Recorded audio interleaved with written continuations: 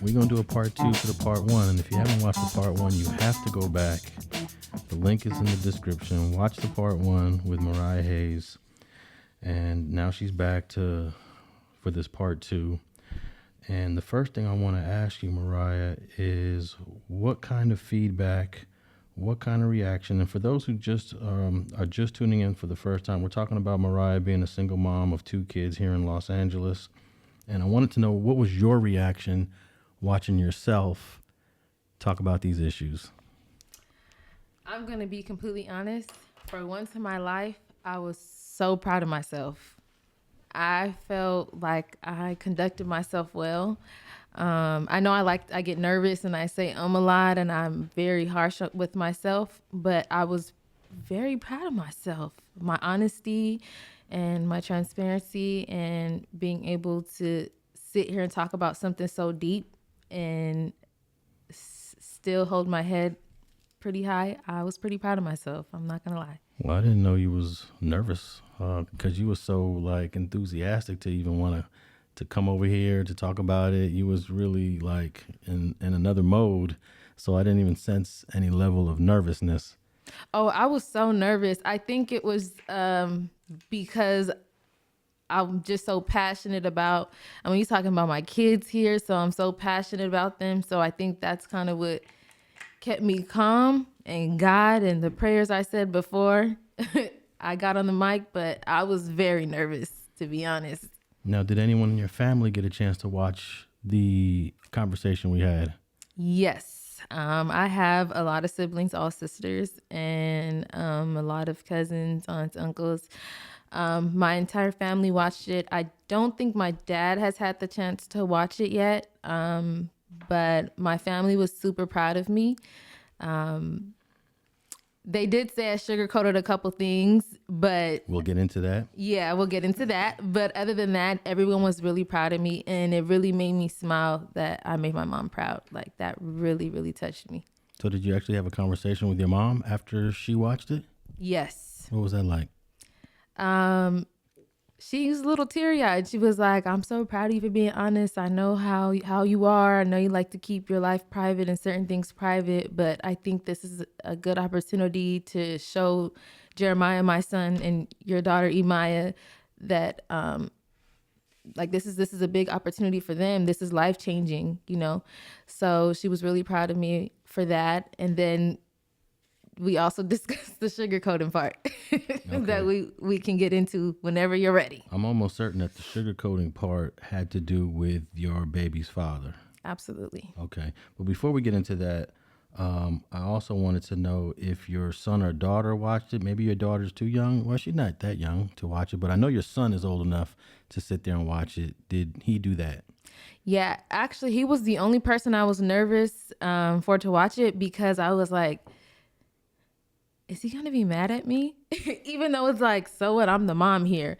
But I didn't want to hurt his feelings because I was being honest. But he was like, Mom, I'm so proud of you. Like, that really touched me. He said he was really proud. And then I asked him, I said, were you offended or were you mad at me for telling your business? And he was like, no, you told the truth. Well, if I was you, I wouldn't be asking my kid if they're mad at me as the adult, as the parent, as the one that's running the show, if they're upset about something that I did, because everything I'm doing is with a purpose, you know? You're right. So I don't know if that's the mother in you, the nurturer, but you know, us as parents, we shouldn't be asking our kids what they feel about a decision that we made. Okay. You know what I'm saying?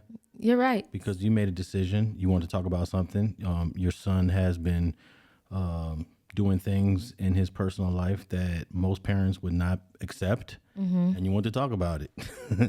So that what you just said is a teaching moment for me, because I feel like in this era, it's very sensitive. Everything is about like this soft parenting. Everything's about feelings, and be careful what you say. You're going to offend this, offend that. Because the way I was raised is the way what you just said. My mama didn't care. What she said is what she said, and that's it. There's no talking back. There's no in-betweens.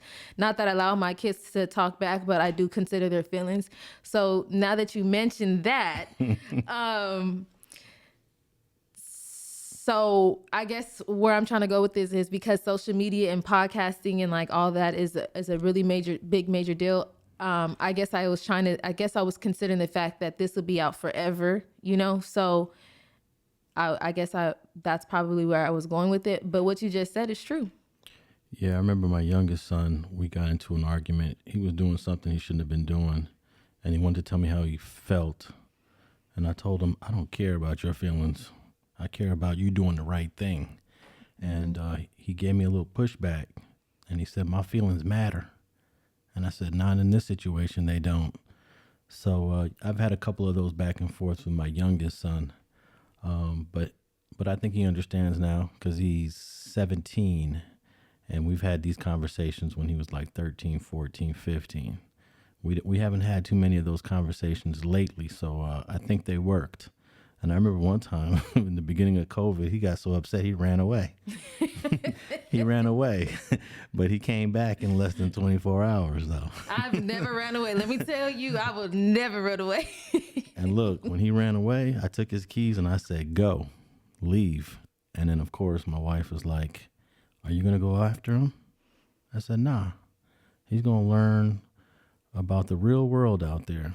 Mm-hmm. Let him do what he want to do. It was a little concerning because it was COVID. It was the beginning of COVID, too, when everybody, when people were actually dying.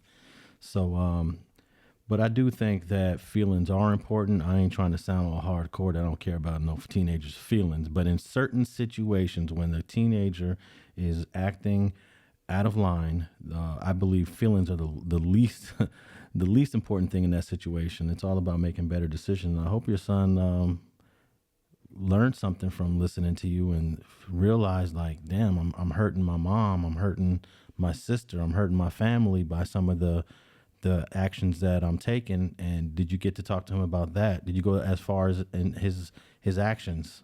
Oh yes, we talk about that a lot more now, because now it's almost like drill sergeant and cadet.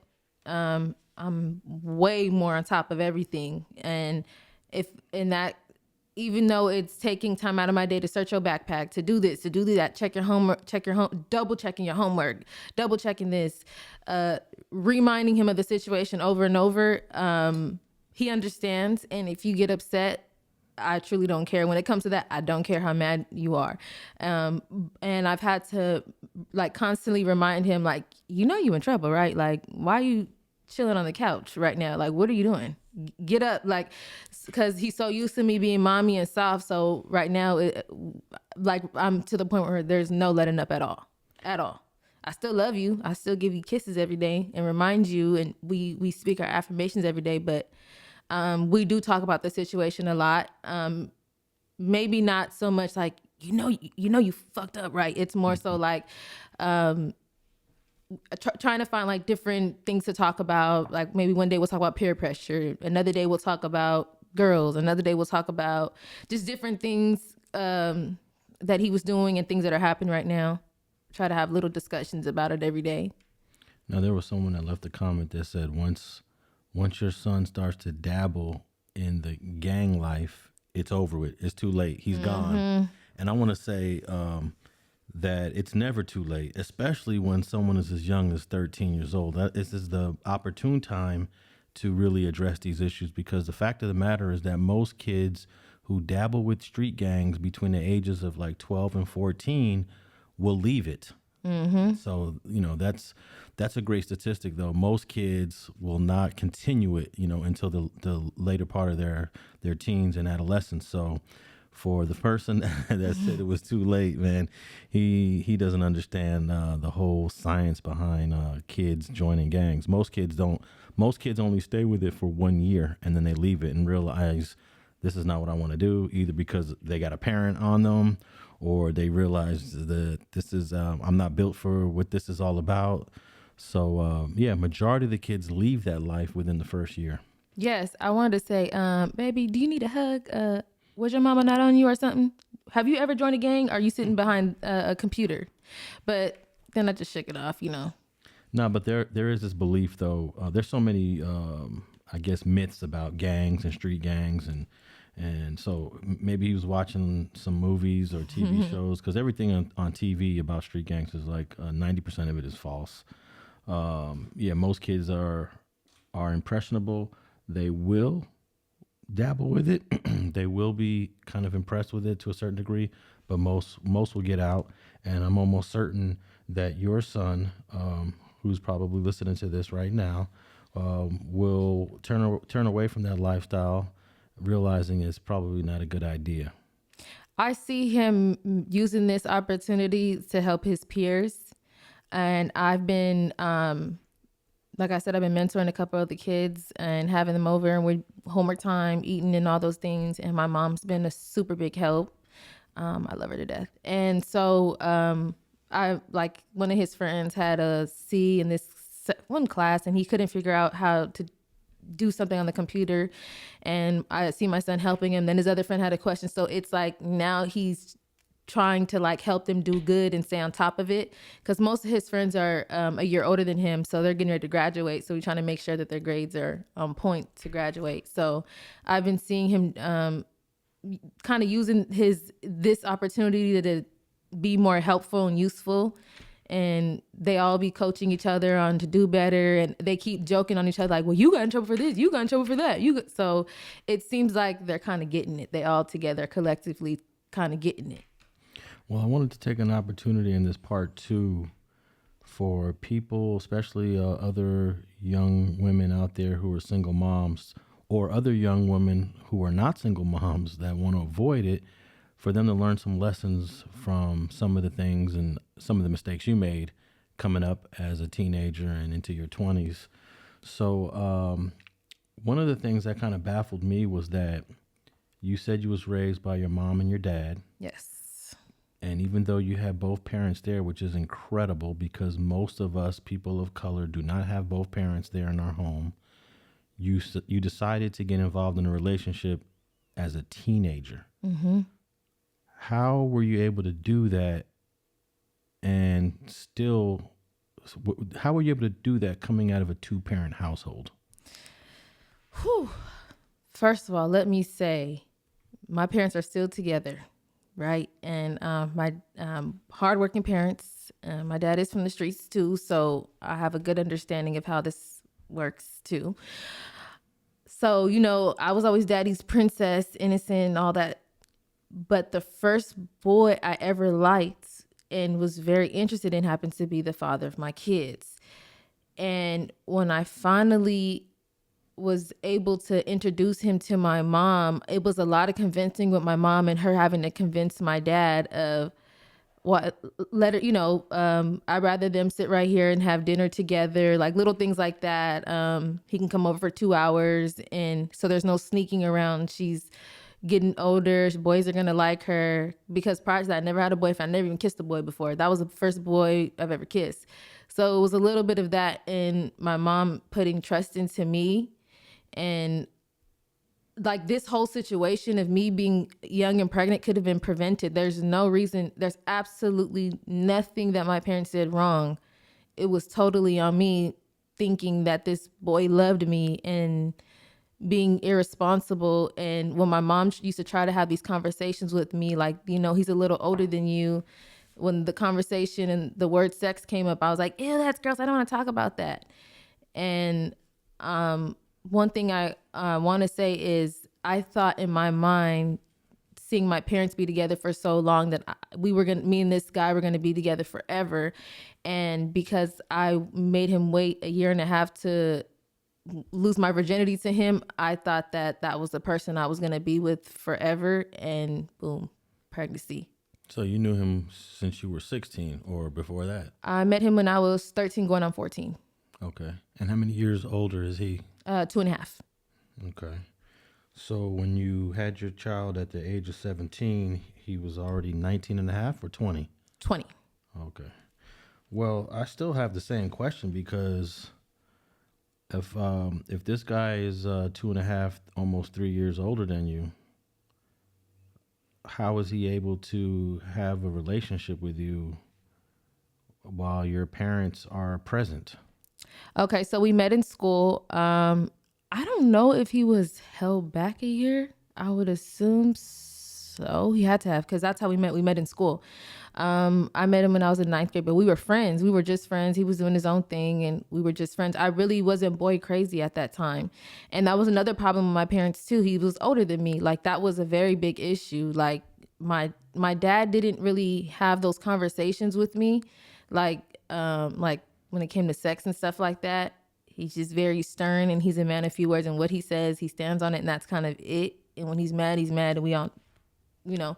So right now, I'm still trying to figure out, and I'm gonna be 100% honest. How did this happen? Like, So he was a senior when you was in the ninth grade. Is yes, that about right? yes, Okay. And your parents knew this guy, and he was able to come to the house, hang out.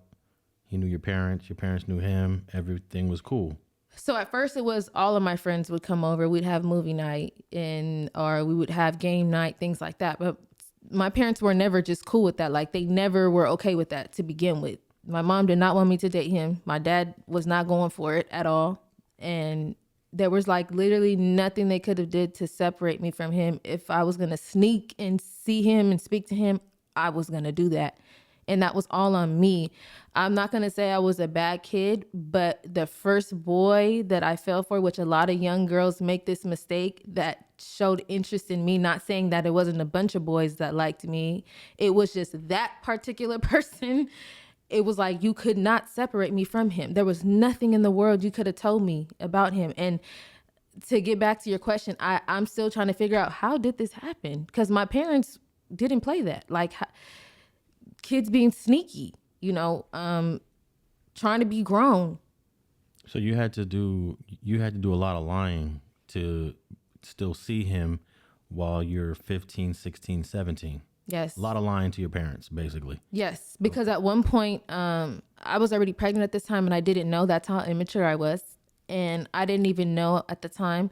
I had a little job. I was working at a bakery, and my mom had told him, "You are to stay away from my daughter and to never speak to her again." And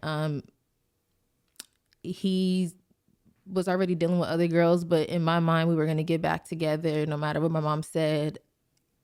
I just, like, there was nothing you could, I don't even understand the person I was at that time. I know I was still a child, but I still don't understand how this happened. It's just, I wish I can get in my mind and figure this out to save another young girl, but I still don't understand, because coming from a great 2-parent household, having all of my grandparents, all of my aunts and uncles, how did this happen?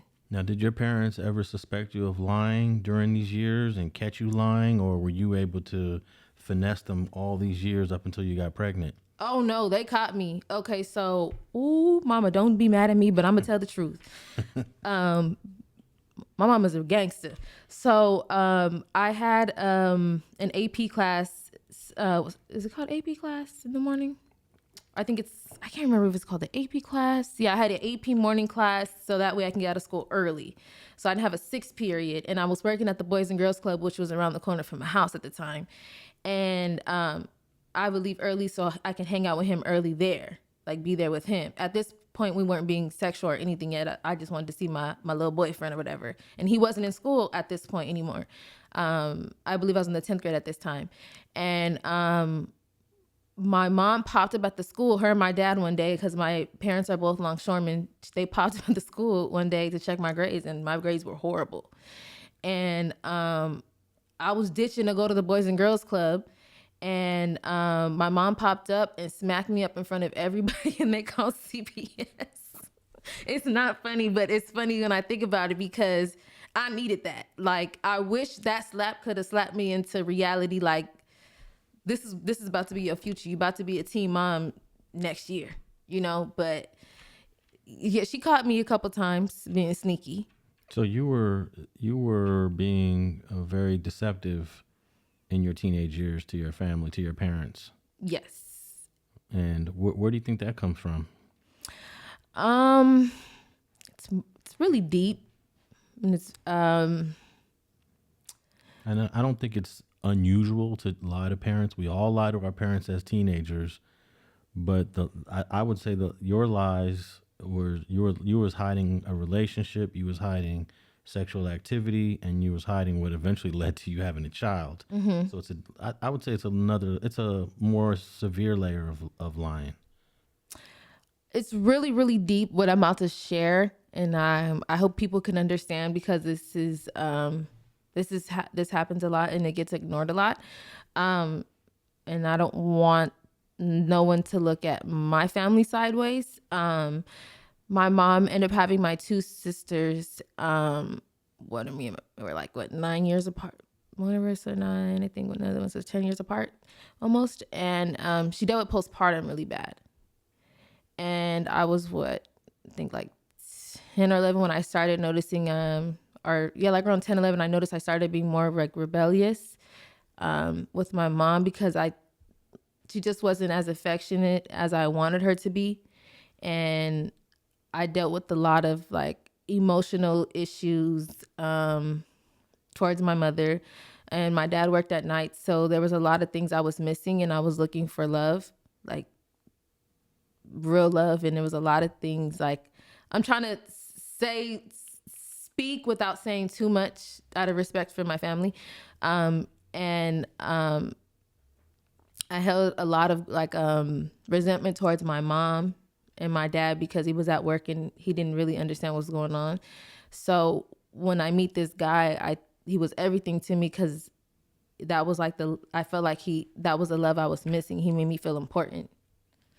And I noticed like during that time in my life, that's where like a big shift changed. And that's a lot of the reason why I was very rebellious, with looking for love. Okay. Do you understand what I'm saying without saying too much? Yeah. So once you get to the point where you're with this guy and you're pregnant and your parents find out, what's their reaction? My sister, we woke my mom up in the middle of the night, and my sister had been visiting down from college. She was in San Jose State at the time, and she's like, "You better tell her right now, or I'm gonna tell her." So we woke my mom up out of her sleep, and she's like, "Which one of y'all are pregnant?" And my sister said, "It ain't me. I'm in college." And then my mom looked at me, and she's like, "Well, how far along are you?" Because she was just like shocked, like, "What?" And my dad, we never had a direct conversation. He did not speak to me until I was getting ready to have my emergency C-section. So you shared this with your sister first? Yes. And because I thought my older sister, I'm gonna be honest with you, my older sister Deja, she has the answers to everything, and she could fix everything, and I just felt like she could just make it go away. In a child's mind, I'm like, she could just make this go away, and I just won't be pregnant no more. She may have a solution to this. Like, I don't know what I was thinking at the time, but at that moment, I told her, thinking like, maybe I could just run away and go to college with her. And honestly, I don't even know what I was thinking.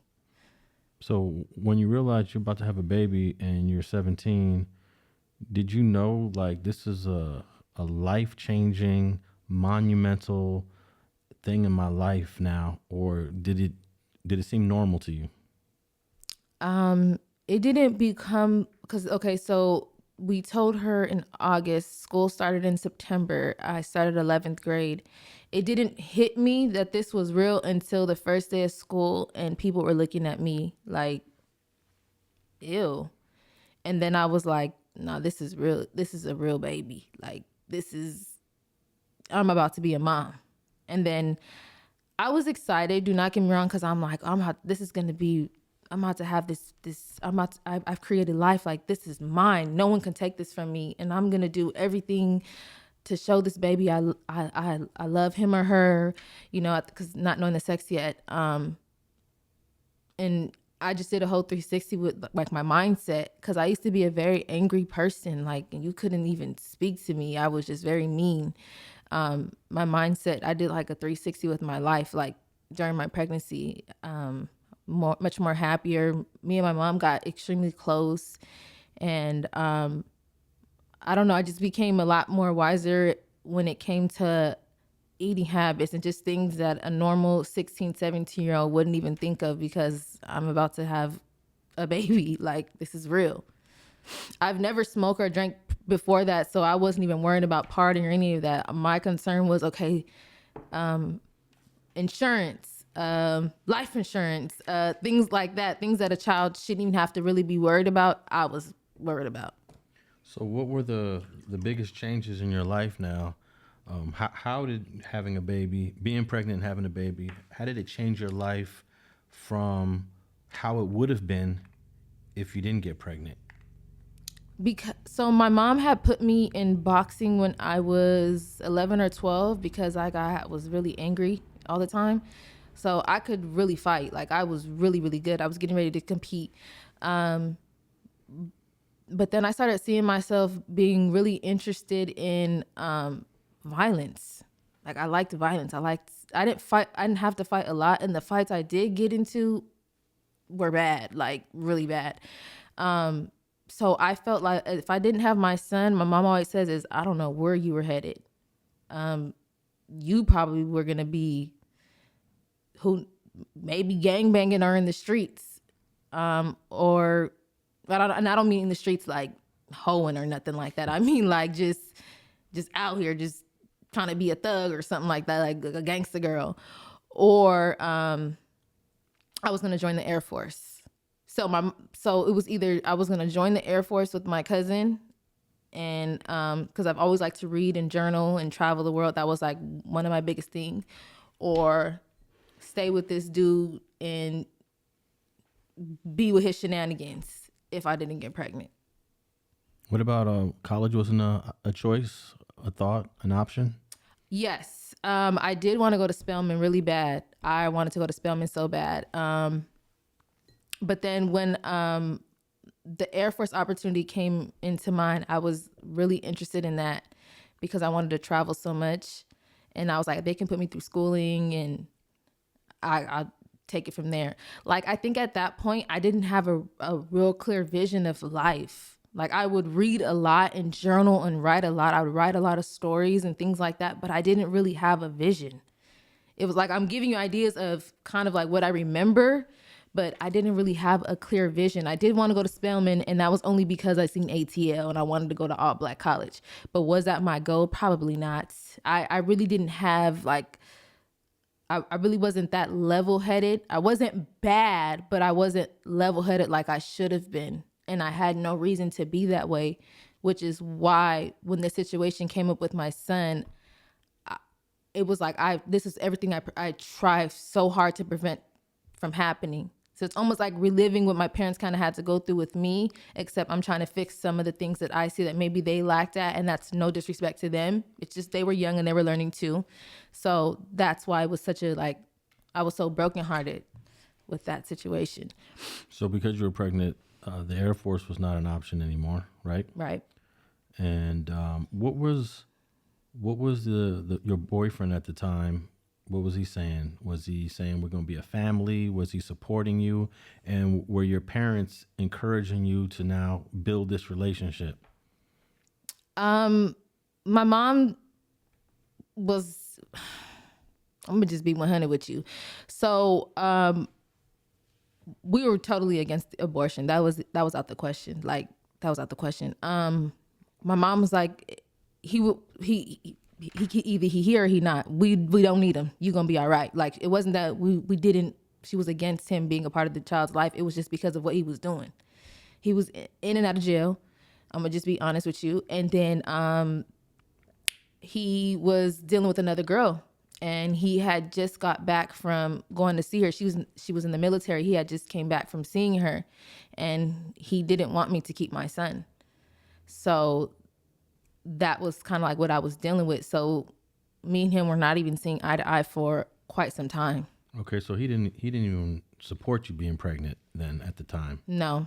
Okay, so at that point, and we know that a few 5 years after that, you have another kid with this guy. But before we get to that, why didn't you realize, okay, maybe I need to move on from this relationship since he didn't even want the kid? And your mother's even saying, if he's here, he's here. If he's not, he's not. She must have already saw something in him that you didn't see. Yes. Did your mom basically warn you about this guy in any way? From day one. From day one. From day one, my mom was honest with me, and I was so naive. Like I said, there was like, I don't know what it, like, what the devil had over me, but I could not see it. It was like there was nothing you could tell me. I just was, and this is why I'm in the situation that I'm in. So I'm fully aware of why I'm here, where I'm at today. But yes, she was honest with me from day one. I just refused to listen. Okay, I don't know. I don't think that has anything to do with the devil. I think that has to do. I think that has to do with a lot I'm of being sarcastic. a lot of teenagers, or just not even teens, even ladies, young women in their 20s. I think y'all pick the bad partners. I think. Yes. I think sisters, especially black women in the United States, in their 20s, don't know how to pick partners. And the best place to go to get advice about whether or not this is a good partner for me is asking your parents. Yes. But we don't listen to our parents most of the time. And I'm hoping my daughter, when she's, my daughter's 21, I'm hoping that my daughter will seek my advice when she decides to get serious with someone, because I'll look at someone and know within, a few minutes if this is a waste of time Yes. or if there's some future there. But most of you young ladies don't want to listen to a parent or to someone that has the advice. And I think that's an important lesson here, because 100 years ago, your parents picked your partners. 150 years ago, I wish they could have. 200 years ago, your parents were like, all right, you're going to hook up with this young man. And that's what it was. They vetted somebody that would be good for you, and their family vetted someone that would be good for their son, and that's how it was. But now it's common that we pick our own partners, and half the time we don't pick them right. So I think the one lesson here for those who are listening is we should definitely listen to what our parents tell us regarding the people we're dating, male or female. My dad used to tell me all the time about the women I was dating, all the time. And I listened to my dad because we had that type of relationship. So you weren't listening to your mom at that time. And you must have didn't listen to your mom for several more years because you continued this relationship with the same guy, correct? I had a resentment towards her for a while. And, if I can go back, not that I live in regret, because I believe that everything happens, for a reason. But had I listened to her and understood that my mom just gave me more tough love than my other siblings, because I'm the tougher child. I'm the tougher child. I'm gonna be honest. If had I listened to her, I would not be in this situation. She was honest with me from day one, and my dad and all my uncles have set such great examples. It's literally so mind blowing that how did I end up 17 and pregnant with this knucklehead? It could have been totally prevented. This shouldn't have happened. That's why a lot of my family members were shocked. Like, what? It's like, this is the person you chose? And this is no disrespect. I'm just being honest. I have to be honest. That could have been totally prevented. I've never heard my dad call my mother out of her name. They didn't argue in front of us. They set such a great example. Hardworking, loving people. Whatever was going on in the streets, we knew nothing about. My dad was always been my hero. My mom has been the queen of the house, cooking breakfast, lunches, dinners, clean house, everything. I come from a great family. So this right here could have been totally prevented. It should have been prevented. Again, it's not my parents' fault though. Now, they knew that he was going in and out of jail at this time when you was in your late teens? So when I was barely pregnant, he had went to jail. And then for the first time that they knew of, and then the rest is history. Then he had to, when I was pregnant, he had to go turn himself in. So I was already big pregnant at that time. So there really wasn't much. It was like, this what you gonna deal with? My dad was like, this. Was he there when you delivered your child? Yes. Okay. Yes. He went to every doctor's appointment. The only doctor's appointment he missed was, I think, the 2 appointments when he was incarcerated. But he was at every appointment. He was very involved. And then I had an emergency C-section with my son. Then I had to have a C-section with my daughter, and he was present fully with both. So after you have your son, does he come to you and say, "Hey, I'm gonna be a better guy," or somehow convince you that things are gonna be better because you mentioned that he was off with some other female, and I guess your mom knew about this too? Yeah, there was a talk of the town. Everybody knew. It was embarrassing, like literally embarrassing. And I still wanted to be with him. Like you couldn't tell me anything. I'm sorry, I just blew a drink. What did you say? I went blank. What did No, you say? that I guess he came back and presented himself in a way that you took him back, or did you ever even break up? I don't even know. Did you? In my mind, we was together. Yeah. But in his mind, it was we weren't together. The young lady lived out of state, so it was a little different, you know. And then any other girl he dealt with just was keeping on the low. I got a baby mama now, and I think he kind of used that like as oh, she just my baby mama. Don't worry about her. I don't know, but in my mind we were together, but he was telling everybody we weren't together. Now, the topic of marriage ever come up? Since you come from a two-parent household that's married, was marriage ever important to you? Yes. And did you bring that up with your boyfriend as this is the goal, this is what we need to do, this is the way to have a proper family? So we can talk about that once we talk about how he got me back to get with my daughter. Okay, so you have this daughter 5 years after, though. Mm-hmm. So back to when you're pregnant with your son, though, did you ever say, we need to be a family? Yes, I would even though he didn't want to, we would take every holiday, whether it was Easter, anything, we took pictures. I tried to instill in him what I seen at home, like eating dinner. We all eat dinner together and things like that. I thought, in my mind, being so young-minded and naive and dumb at that time, I just thought one day we was going to get married and it was all going to be okay, if I'm being completely honest, until later on when it gets real and I grew a backbone. Okay, so you realize this years later, but while you're pregnant, about to have your son, how important was marriage to you at that time? And was your mom or your father telling you or talking to you about marriage? Was marriage important to anybody?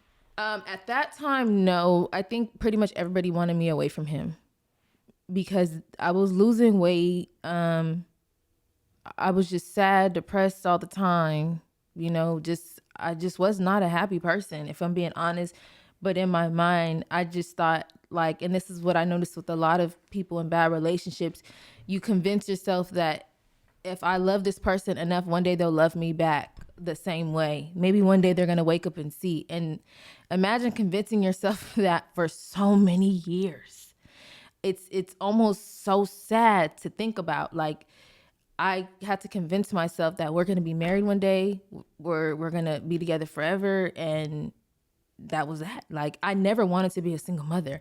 Honestly, I didn't even think I was ever going to have kids. At one point when I was younger, I thought I was just going to travel the world and journal. That's what I wanted in my life at one point. If I can think of a goal that I've ever had, that's one thing I always wanted. Okay, so did the boyfriend, know that your parents, your mom, your family did not like him and did not want you to be with him? Yes. And what was his response to that? He didn't care. I mean, he didn't care. I mean, he was never disrespectful to my family, like, ever. I'm going to be honest. He was never disrespectful. But there was a lot. I dealt with a lot from my family and from dealing with him. But my mom got to see more of it because my dad worked nights. So she had to deal with it a lot. And then my younger sisters, like, I feel bad because now as I'm older, I'm like, I probably set such a bad example. Like, oh my God. Like, we laugh about it now, but at that time, they're kids. They're seeing all this. Yeah. So you have this child. Now you're a mom. Are you living at home with your parents, or do you and the boyfriend decide, let's do this. Let's do this like a family. You guys get your own place. What is the structure at this point? No. So he was so consistent up until the baby was 3 months. And this is one thing my dad always told me. Once that new baby smell wear off, he'll be back in the streets. And that's exactly what happened. My dad never talks bad about him or disrespects him. You just, like I said, he's a man of few words. And when he speaks, he speaks. So once the baby was 3 months old, he was already doing his own thing, out, inconsistent, doing his own thing. So I want to say when my son was 2 months old, I got a job at a call center. And then my mom would watch him. And so we were able to work it out with our schedules, me helping her, my sister, she helping me with the baby. And then I had got my own place before my son was 1 and got me a brand new car. So, and at that point we were broken up. I was like, I'm done. I'm about to boss up. One thing about me, if once I get to a point of like being done with a situation, just like anything in life, anything, I'm going to boss up. I don't ever go back to do something negative. I try to make something positive out of everything negative. So I went and got my own place down the street from my parents, a nice 1-bedroom, and got a brand new car. Okay. So you moved on from this relationship. Yes. Did you at least start dating new people? I wouldn't even say dating, but I did start living my life. Like I was having the time of my life. Like my son just turned 1 now. I'm going to I was only 19. I was using my older sister's ID. We were going to the club, getting sections like once or twice out the month. I just was able to kind of feel what it was like to be like a teen, I guess, or have fun. Doing things for me, like I was living my life, like completely. Like I was just so, at that moment, I was so happy. Like I just thought I was a boss. And your mom knew you broke it up with this guy? Yes, everybody was happy. So she was satisfied? Oh, yeah. Okay, so then how much time goes on? You're about 19. How much time goes on before you're back with him again? So I lived in that place for about 1.5 years. My lease is up, so now we month to month. Then he starts coming around, but he sees me out having fun. He hearing stuff now, like, oh, I just seen his friends. Oh, I just see your baby mama at the club over here. He used that and was like, I really want to work our family out. It's important, the whole get you back. And I was like, no, I wasn't falling for it no more. Like, cause I've heard that story so many times, but then something that happened to him, and I don't want to say on here, but he made me feel really guilty, and I fell for it. So he's like, just when you don't even have to live here no more. I'm gonna get us our own spot. We're gonna get married. We should have another baby so we could do this all over the right way. And I fell for it. I mean, it took a lot of convincing. It took me months. Like I wasn't dealing with him. He started popping up at my mom's house a lot. Like he kept popping up, trying to be super dad all of a sudden, and I fell for it. So then I get pregnant with my daughter, but I thought we was about to get married. He even took me to go look at rings. Okay, well, if marriage was on the table as a topic, why didn't you push that before you decided to get pregnant again?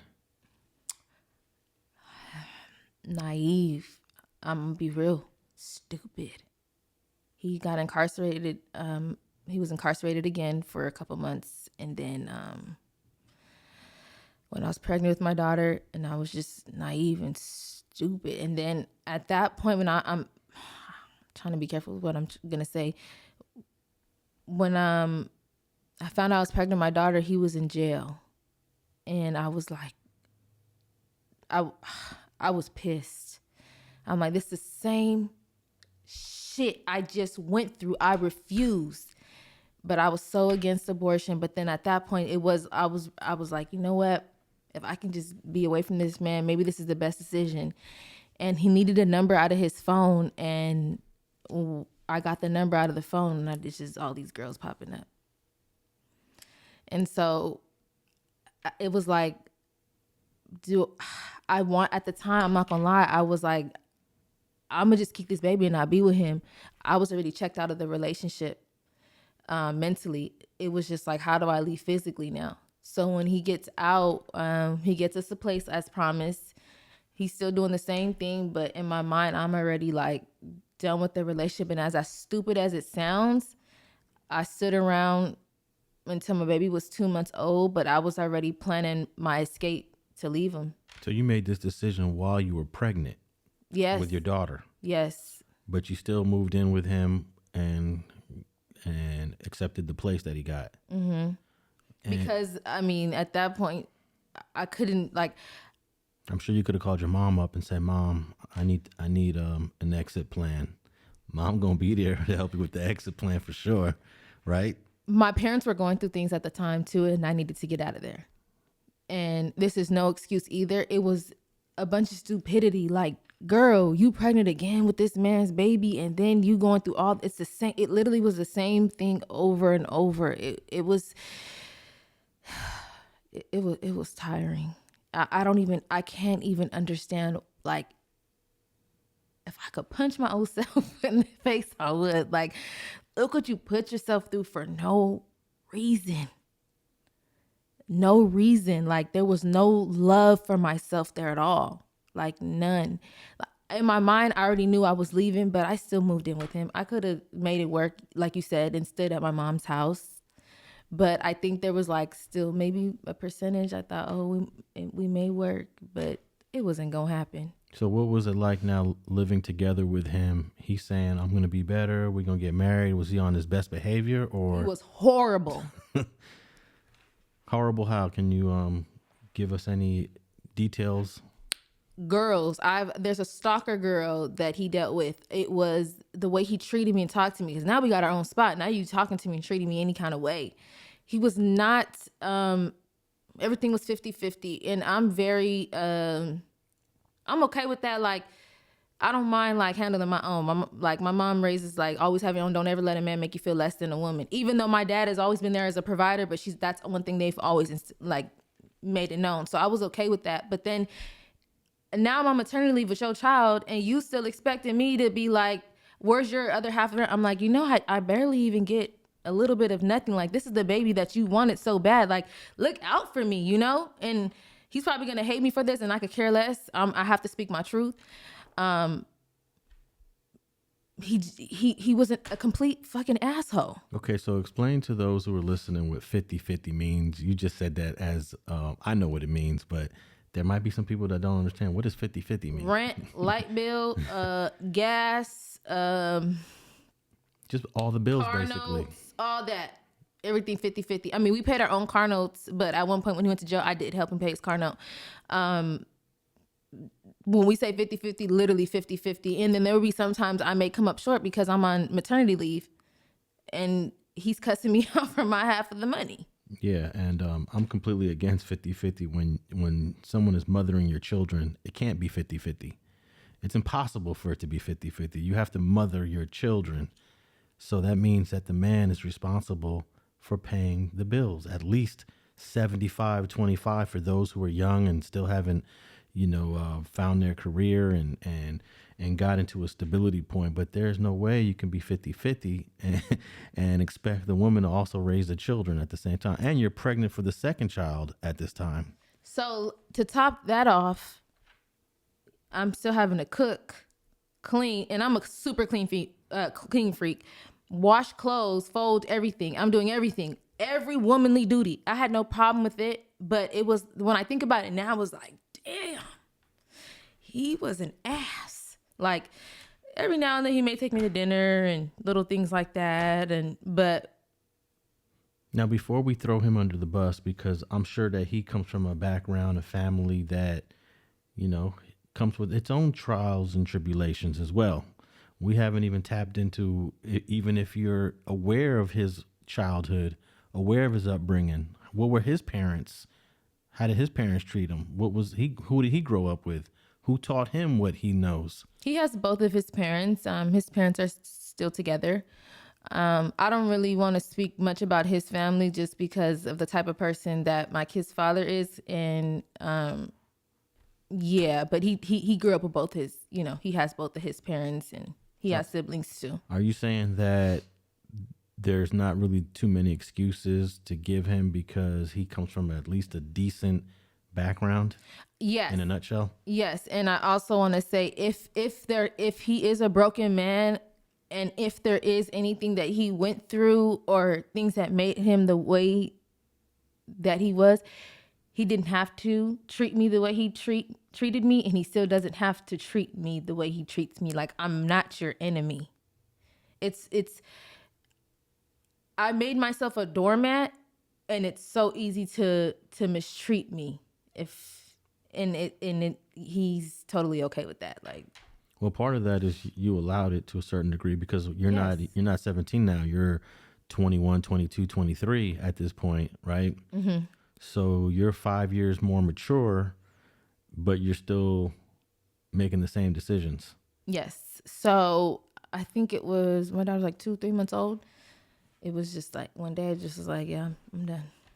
So explain how you left the place that you guys were living together. What was that? What was your exit strategy? I packed it. I'm sorry. I packed all of his belongings and just said, "You don't live here anymore," and told him he had to go. So it was your place, or It was my place at that point. I have the kids. You don't take our son to school. You don't take our daughter to be watched so I can go to work. I mean, if we're gonna be honest here, like, I think I'm more affected today, and I'm probably bringing in. I don't want to come off negative because I was getting a little bit of backlash from him from the last interview, even though I spoke highly of him. But I'm gonna be honest, like, you're not even taking our daughter to be babysat by my mother while I'm going to work an 8-hour shifts. I only took my 8 weeks off of maternity leave when I had my daughter. You're not taking our son to school. You're not picking up you. I mean, he has never had any of those responsibilities. And I'm not just blaming him because I play a role in that too, because I never made him be responsible. I mean, I allowed myself to be a doormat for so long. So yeah, he's just like living a single life of a single man with no kids, basically. no? I think one of the comments on part one of our conversation expressed a little confusion because you said that he needs to be more consistent, but at the Yes, same I'm so glad time, you you're asked me. saying he does all these great things. Yes. So I thought that was a valuable comment because it sounds as if you're not explaining what consistency means for you, I guess. And I read that so many times, and then I re-listened to myself, and I was like, you know what? This is so true. This is so true, because I'm asking for the bare minimum of consistency, and I didn't even explain what my consistency was either. And I think I was so afraid to speak the whole entire truth and sugarcoat and cover up and not to bash him, because I feel like we do that to each other enough. Like, you see it so many times. So I was trying to make it sound really well, but I'm going to just keep it real. Like, I'm so glad that person commented that.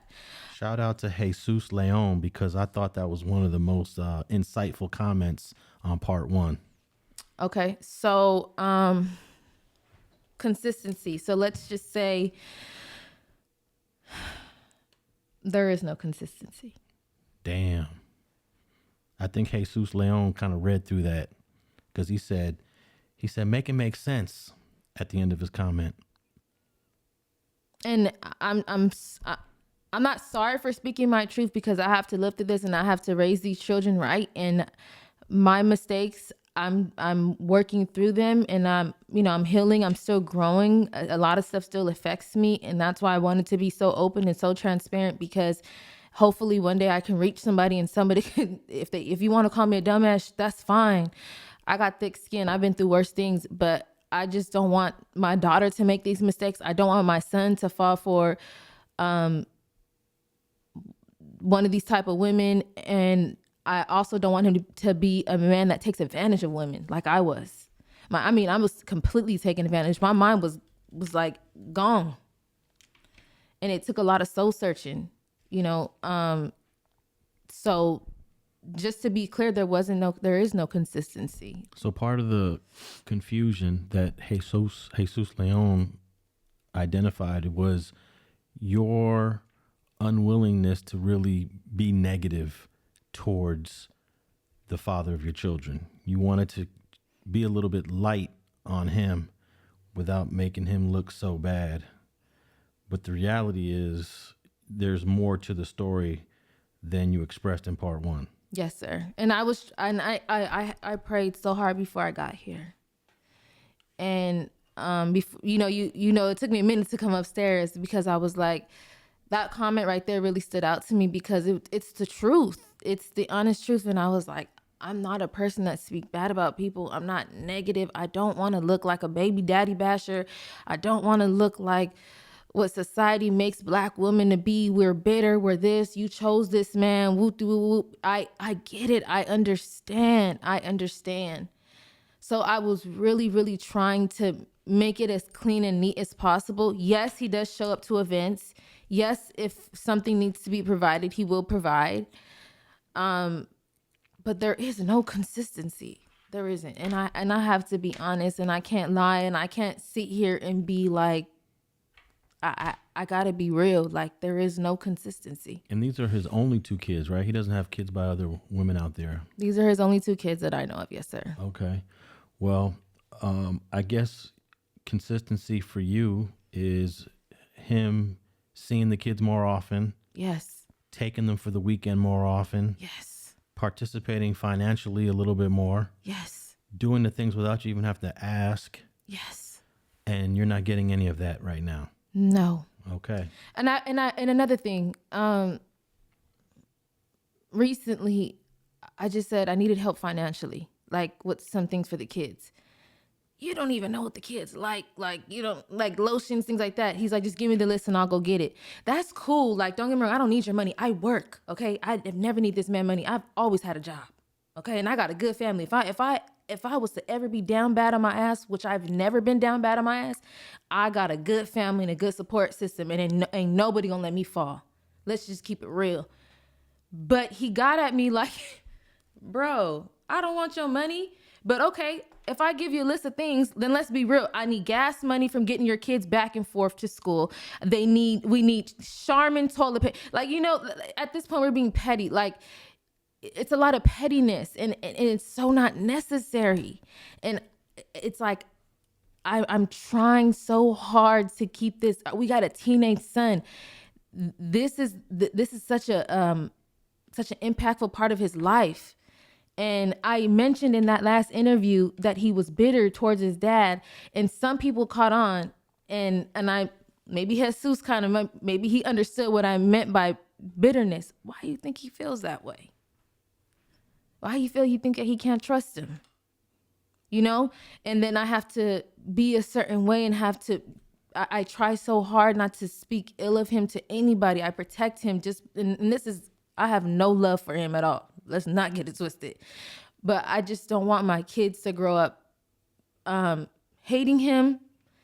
I don't want them to grow up feeling like they don't have a father. And I also just try to keep everything healthy. And I'm trying so hard for them not to make the same mistakes I have. That's why I'm educating myself. That's why I do the things that I do. That's why I'm going so hard right now. Like, I'm going hard in the paint right now, outside of everything else that I'm doing.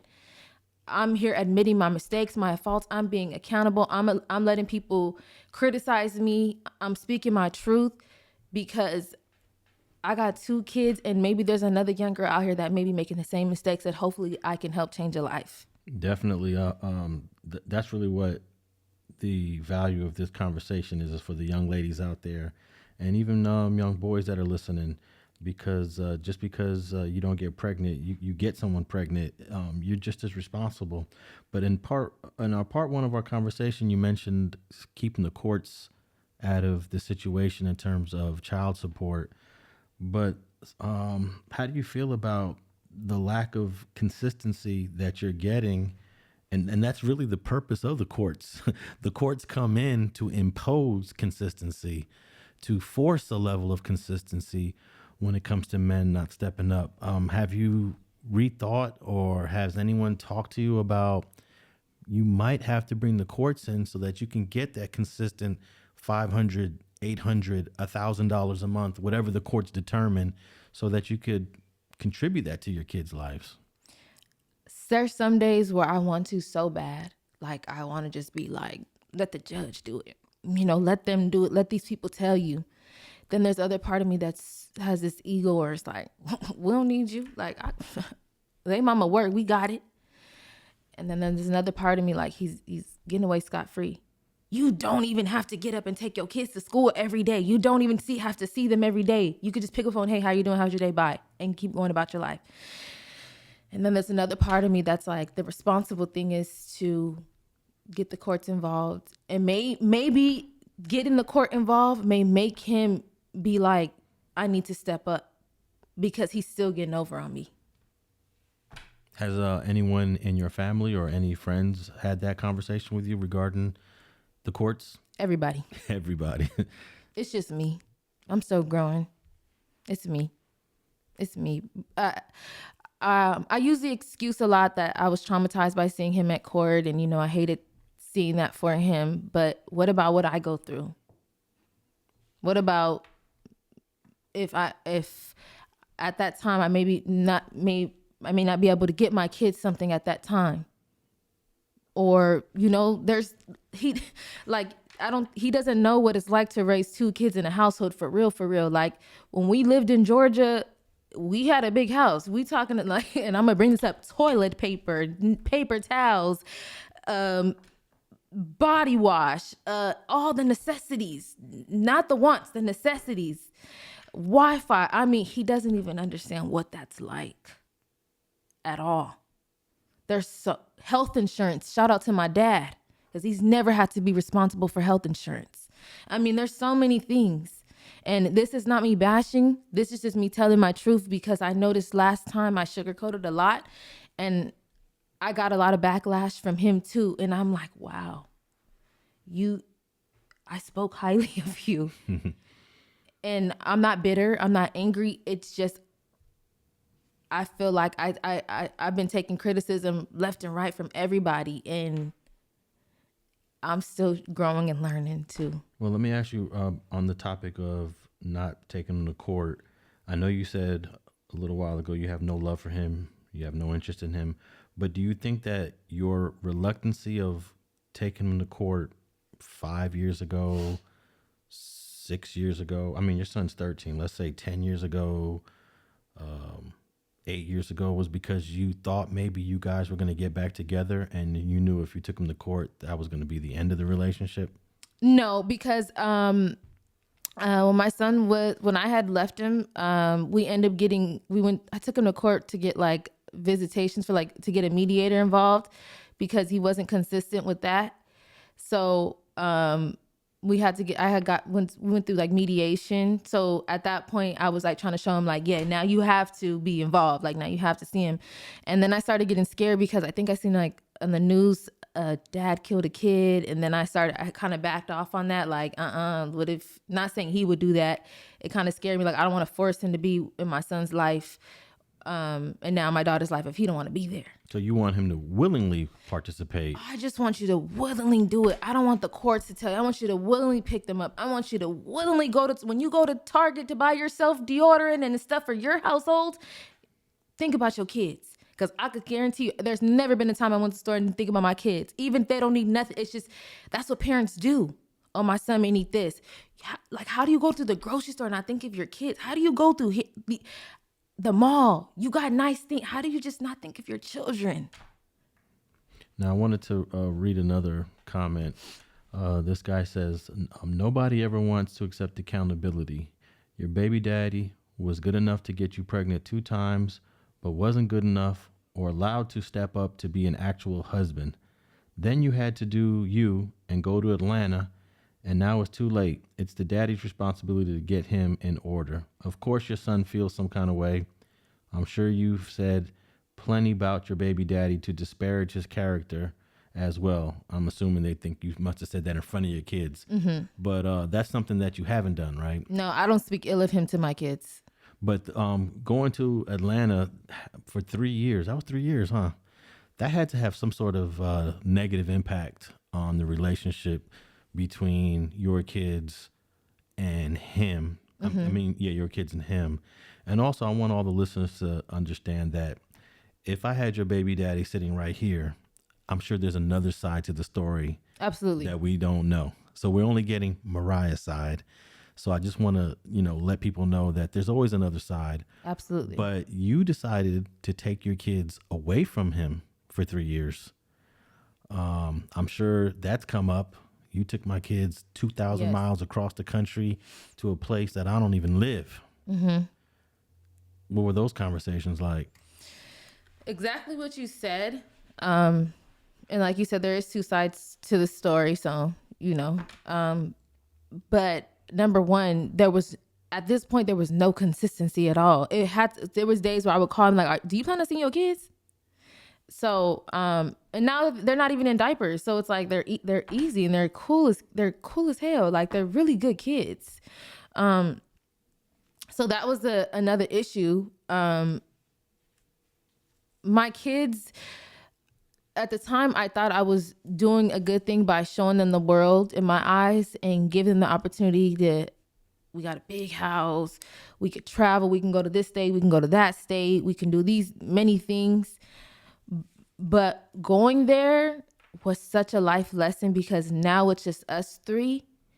And my kids never expressed missing him, but I didn't address the fact that they were I didn't immediately take them with me. They were out here with my mother and he was out here. Him and my mom would have the kids back and forth. And then during the summer, I would send them out there. So he did have a good amount of time with them too. And then he did get to visit them. So it wasn't just like he didn't get to see them at all. He did have a period of time with them, like a couple months with them too. So that's one thing I did want to address. And also, I don't expect him to just jump up and fix my son because I took him away. Now, he's your responsibility. Now fix him. No, I'm not saying that. I'm not saying that at all. But that person, I mean, they are entitled to their own opinion. I mean, a lot of it is true. I did get up and I wasn't doing me, like getting up to go party. No, I had to face myself. Everything that I'm willing to say to you right now without crying or being angry and wanting to punch a table or, is because I had to face myself. I was in the house by myself. I had to deal with myself. I had to get super close to God. I had to be completely honest with myself. I had to forgive. It was a lot of things I went through in Atlanta. Okay, so you've been back for a year now, right? Yes. So you were gone when your son was ages 9 to 12. Yes. Right? Okay. And during he was 11. He turned 12 literally 2 days after we moved here. After you came back? Mm-hmm. Okay. So what, ages 9, 10, and 11, you guys were in Georgia? Mm-hmm. Okay. And you didn't really pick up on any bad habits that he was having during those ages of 9, 10, and 11? My son? Yeah. No, it wasn't up until the last year we were there. So he came out here to Cali. And when I got him back, and I'm not blaming anybody, I think it was like that whole homeschooling thing and him being with my mom and getting away with stuff, being a granny's baby. When he came back to Atlanta and school started, he wanted to be homeschooled. He didn't want to be bothered. And I think a lot of parents are dealing with that. But as far as like bad habits, no. And another thing is that kind of makes me sad about my son.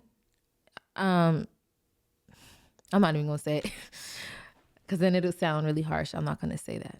Okay. Now, I believe you mentioned in our part 1 that you characterize your relationship as abusive. And in this conversation, you're talking about some of the cheating and infidelity that was going on. Outside of the cheating, infidelity, and the other women, was there other aspects of the relationship that were abusive, or was that the main source of what you're calling abusive? No, it was physical as well. Okay. I wasn't terrified of him, though, and it wasn't extremely abusive. But was the physical part as a result of arguments about cheating? Yes. Okay. So really, it's all about cheating then, the abuse. Okay. So it wasn't like he was a gambler and he was doing other things, or he was an alcoholic coming home drunk, it was all about other women. Yes. Okay.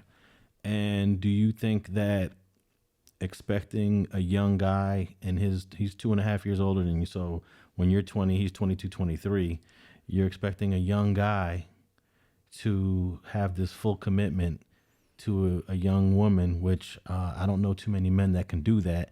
I'm not here supporting abuse at all, but it's very difficult for a man 21, 22, 23 to even get involved in a committed relationship. He's just barely, learning the world. And I guess you was having that expectation as I'm the only woman. Yes. And if I'm not the only woman, we arguing, we fighting, and then it escalates to the abuse, right? Yes. Because I don't want to label him as this abuser, because that wouldn't be fair to him. And this is not me trying to like cover his name, because that wasn't like a big thing that would happen quite often. But yes, it did get physical. Yes, I was physical as well too. This never happened in front of our kids, thank the Lord. But when I don't know what I was thinking. Like right now, like I was going through his phone every day, making myself sick. Like, oh my God. And when I think about it now, I'm like, he was so young. Like, I can't even imagine my son trying to settle down at 21, 22, 23 with one girl and getting serious. I'm not saying cheat, but live your life, baby. Experience things. Have fun. Doesn't mean you have to be disrespectful to women, but have fun. So I put so much pressure on him. I'm not saying I didn't put him through his hell either. Like I've never cheated or he never had issues with other men, but the pressure that I put on him and probably everyday fighting, who'd want to come home to someone like me, depressed, sad, and crying about you cheating on me every day? So it was a lot of things, and we were so young. Yeah. Also, I don't think you should have been going through his phone.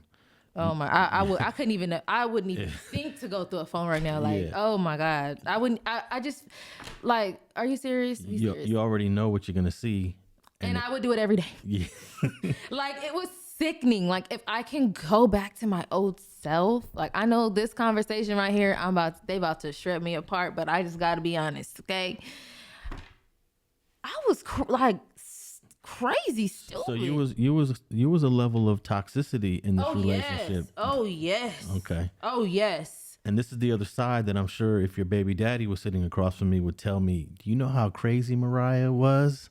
I'm sure. Oh, I got stories for days. I can go on about this crazy stuff I've done. Yes. Yeah. So how much do you think you contributed to the wedge between you and him? I would have had to contribute a lot to that, because I mean, I don't know like what percentage I can say that, like, but I definitely contributed a lot. I never cheated. I never disrespected him. In my eyes, I was a great woman to him, but I expected too much from somebody that was young, and I was young. But if you went through your phone, some men will look at that as a level of disrespect. Okay, so then I was disrespectful. Yeah, that is very disrespectful. Yeah, because that's not my property. I shouldn't have did that. I've never broke his property. I think the worst thing I've ever done was kick his car, and I don't know, he was in it, but I was very toxic too. Like some days I couldn't just wait to pick a fight with him about him cheating on me 2 weeks ago. It was just so sickening because I was so hurt and I didn't know how to deal with my hurt. But I wouldn't leave either. It was a very sick, toxic cycle. So I played a big role in my hurt and a big role in my problem. So let me ask you, now that it's fair to say that your relationship with him is 100% done, right? Yes. I think I asked this in our part 1, if there was a chance that you guys could work it out, and you said absolutely not, right? Mm-hmm. So what is your plan in terms of moving on? I'm assuming you don't want to be alone for the rest of your life. I'm assuming you would like to get another boyfriend, partner. I don't know if you want to be married. Absolutely. That's going to be a tough one. So do you have a strategy for that? And are you proactive with that? Because you just hit your early 30s. I'm 30. I just turned 30, 11, okay? Okay. Honestly. You, But yeah. you're going to be 31 this year. Yes, sir. You'll be 31 in 2023. So you in your early 30s. Yes, sir. You have 2 children. Yes, sir. You have one that's very young, 8 years old. You have one that's, he's going through his adolescent stage. What is your plan for your future? And how do you plan on dating and trying to find a guy that's willing to take this whole package that you come with? Okay, so I'm gonna be real with you. Men are coming at me left and right regardless, okay? I'm right now so focused on being a healed woman and trying to manifest the right man and be the right woman for that man, because I don't want to come as a broken woman to a good man and ruin somebody.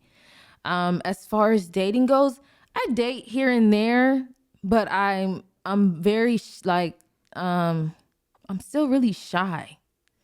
I still feel I'm still like, I didn't consider myself a woman up until 29. Like, I still felt like a little girl. Like, I'm still learning how to embrace womanhood and like being a woman. It's way deeper than what people think. Like, it's mentally, physically, spiritually, like being comfortable as a woman and being proud and feeling beautiful with or without makeup and fake hair and lashes and nails. Like, I am the bomb in all aspects. So so that's why I haven't gotten to anything serious, and I refuse to waste any man's time, because I need to be correct. I need to come as somebody correct. And I have no toxic habits. Like, the stuff that I went through as a child and being a teen mother, I don't even recognize that girl no more. I'm not her. So, it was a lot of soul searching. Like, I have a lot of male friends, platonic and just friends. And, we talk about a lot of things like this, and they be like, man, you so raw. Like, I can't believe you ain't got a man. But it's because it's me. I could have been had a man right now, but it's me, because I need to make sure that Mariah is good first. I don't want to waste nobody's time, and I don't want to be a broken woman and come to somebody with bullshit. But your relationship with your baby's father has been done for years now. It's not like it just happened a few months ago. Mm-hmm. So how much more time do you need? Because if I remember correctly, you said you broke up while you were pregnant with your 8-year-old daughter, right? I didn't know how to forgive. Like, it was trauma, a lot of trauma that I dealt with for years. So like, let's say I go on a date with somebody or something, I couldn't trust them, or I couldn't take them serious, or this or that. They wouldn't know that, but it would be me. I was too shallow. I find any reason to cut somebody off, block them, delete them, whatever. So right now, I think I'm in a good space. Like, right now, like, I'm cool. I'm good. Like, yeah, I got this. But I had, like, me going to Atlanta and doing all that soul searching and forgiving and healing and letting go of all my traumas and not trying to come to somebody like messed up. I'm good now. Like, I think I can like date and be with somebody. It wasn't that he was holding me back. I held me back from my growth. I stunted my own growth, if I'm being honest. Okay, and I would say don't confuse for all those guys that are coming at you, for guys that want a long-term serious relationship. I'm sure your DM is full, right? Oh my God, it is crazy. But that's a separate thing. We're talking about, you said you want marriage. You said that's something you desire. So having all these guys getting at you and then having a guy that wants to get married are two separate things. Yes. Because I'm sure guys will holler at you almost every day. Yeah, because, you can want something and then you can, Yeah. So I could just, like, I'm a great woman and I'm very intelligent and I aspire to do so many great things, and I want to make sure that I'm still doing those things. So I don't want to lose track of that.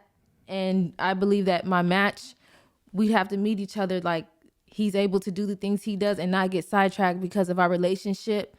There's no toxicity. There's just pure happiness. Like, of course, you're going to have your problems, but I had to make sure seriously that, because it was bad. I was very messed up for I'm talking about PTSD to the fullest.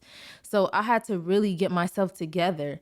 So like I said, I don't waste nobody's time. I'm not, I don't even play with people's feelings like that at all. I wouldn't even do that. Okay.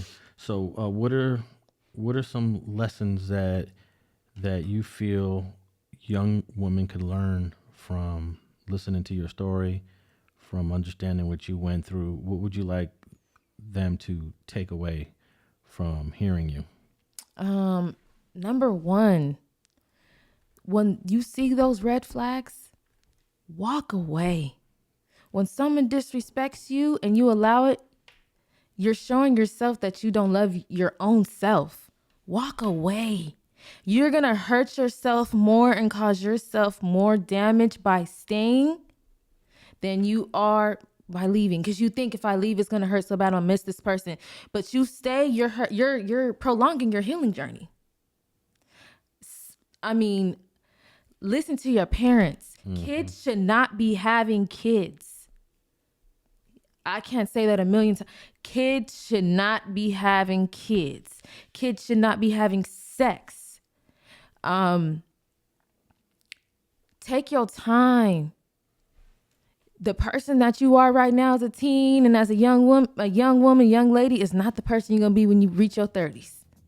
You know, take your time, learn from your mistakes, and don't live life with regrets. Turn every negative into a positive and do something better with it. Well, there you go. I want to thank you, Mariah, for coming in for this part 2. And I hope all the listeners appreciate your openness, your willingness. I think you were a little bit more transparent this time.